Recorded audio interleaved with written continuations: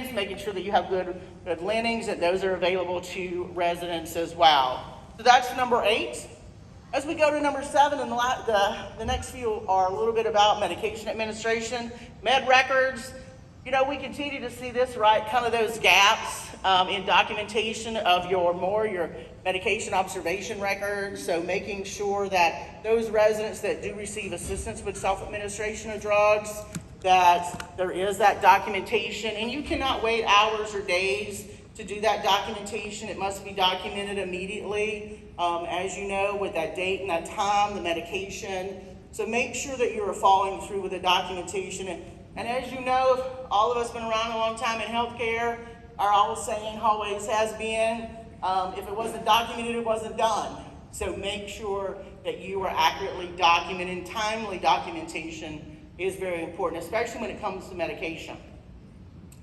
As I mentioned, we have another one related to medication administration, number 6, and this is in 2023, that assistance with self-administration of medications. Again, medication pass observations. As you know, we do that, whether if we're there on a complaint investigation or as part of our routine licensure survey activity, we're going to be doing some observations of your medication pass.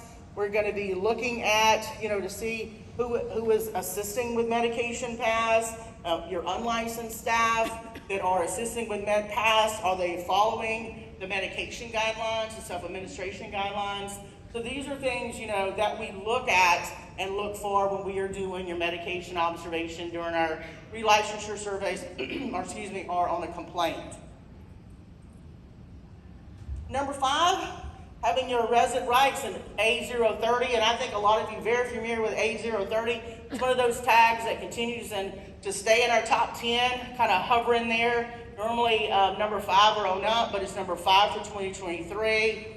Making sure, and Terry kind of mentioned this a little bit about, resident Bill of Rights. So that's very important to make sure that residents have a copy of the Bill of Rights. And the telephone number for lodging complaints must be posted, in view, in the resident area and accessible to your residents. Must be included, in the admission package. So residents need to know what their rights are, and your house rights, your area of house rights. They need to know what those rights are as well. Also, your residents, and you have to have like a policy regarding the rights, and must include things like resident elopement that we talked about, infection prevention and control, sanitation, and just with assistive devices and physical restraints as well. So these are things that should be included and provided to that resident so they know.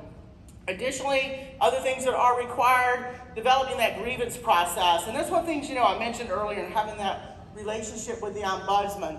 If you really have a very aggressive grievance process and that you tell your residents and families, if you have a concern or a complaint about your life here in this assisted living facility, this is our process. Call us.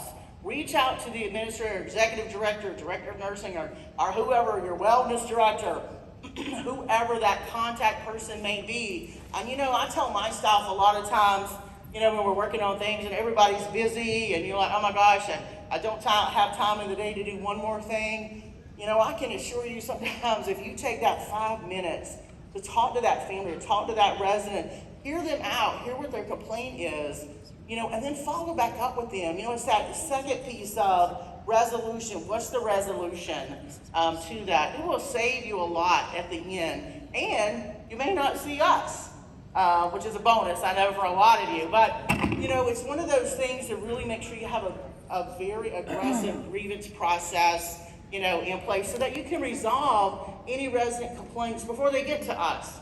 So that's really, that's why the regulations are written the way they are, so that you can kind of address a lot of these things internally as well.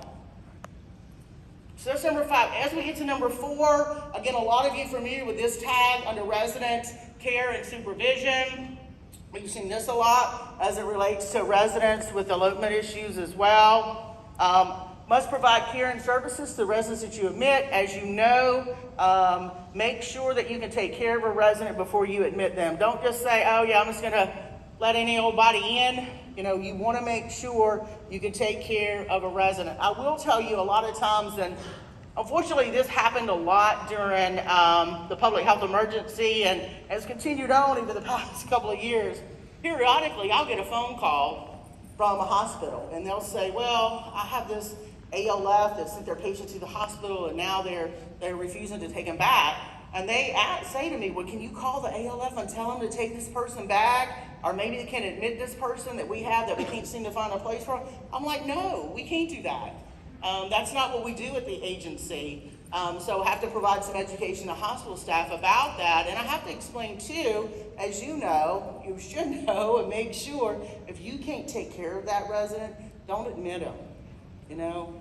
Don't admit them, because once you admit them, you know they're yours, right? And you have to take care of them. So make sure that if you are admitting residents that you can take care of them, because we do see a lot of issues with this as well.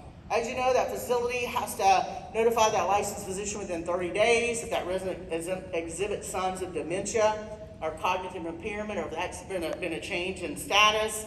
And maintaining your records, and it goes back to that documentation. That's so important to make sure you have that documentation if there is that change or if there are illnesses, to make sure you got it documented. Additionally, in a